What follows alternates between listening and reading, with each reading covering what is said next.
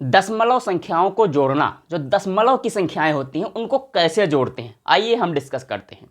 क्या वो नॉर्मल जैसे नंबर्स होते हैं, जैसे बता दिया 100 + 200 300, क्या उसी तरीके से जोड़ा जाता है या इसमें कोई और तरीका होता है? आइए देखिए। तो यहाँ पर जैसे लिखा है फर्स्ट क्वेश्चन, तो इसको हम कैसे लिखेंगे? 3.45 और 8.12, मतलब 3.45 और 8.12। अब यहाँ पर लगाएंगे प्लस, ठीक है। यहाँ पर 5 और 2 7, 4 1 5, ये पॉइंट है, ये पॉइंट भी नोट कर लिया, 8 3 11, ठीक, नॉर्मल जोड़ लिया। लेकिन जब ऐसी कंडीशन हो जाए कि जब ऊपर और नीचे में जो डिजिट हैं वो एक जैसी ना हो, समान ना हो, जैसे यहाँ पर है देखो, ऊपर है 3 संख्याएं हैं, 3 नंबर है, 1 2 3, 3 डिजिट है, नीचे भी 1 2 3 डिजिट है। अब जैसे दूसरा वाला क्वेश्चन है, तो इसको कैसे सॉल्व करेंगे? मेन प्रॉब्लम आती है यहाँ पर, इसको कैसे सॉल्व करेंगे?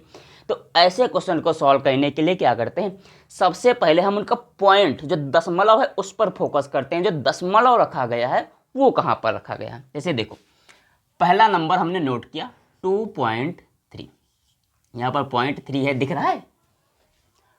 दिख रहा है, 2.3 है। अब जैसे मान लिया भाई ये दूसरा नंबर है 4.53, अब इसको कैसे नोट करेंगे, कहाँ पर नोट करेंगे? तो हम क्या करेंगे, जो पहला यहाँ पर जो ये तुम्हें दिख रहा है ना पॉइंट, तो पॉइंट पहले नोट कर दीजिए। पॉइंट के नीचे जस्ट पॉइंट, पॉइंट के नीचे पॉइंट हमेशा रहेगा।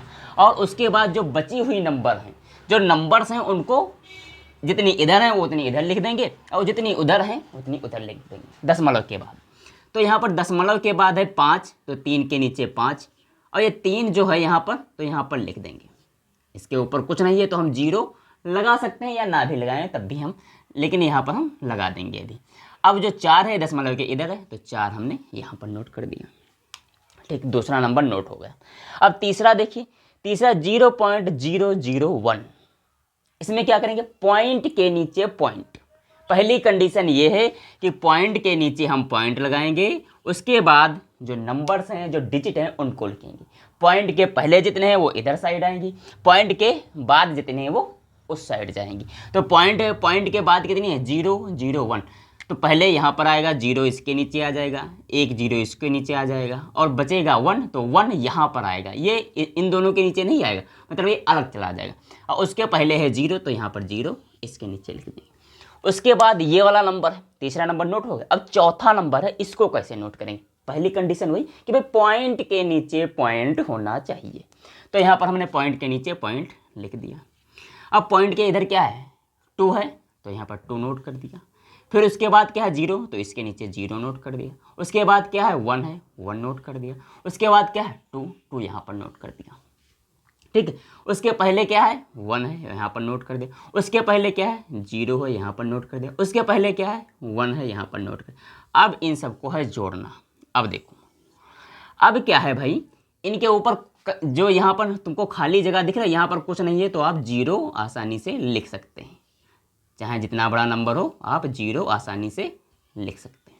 इस तरीके से 0 लिख लीजिए। और यहाँ भी कुछ नहीं है तो आप 0 लिख सकते हैं, लिखना चाहें तो, अगर ना लिखना चाहें तब भी सही है।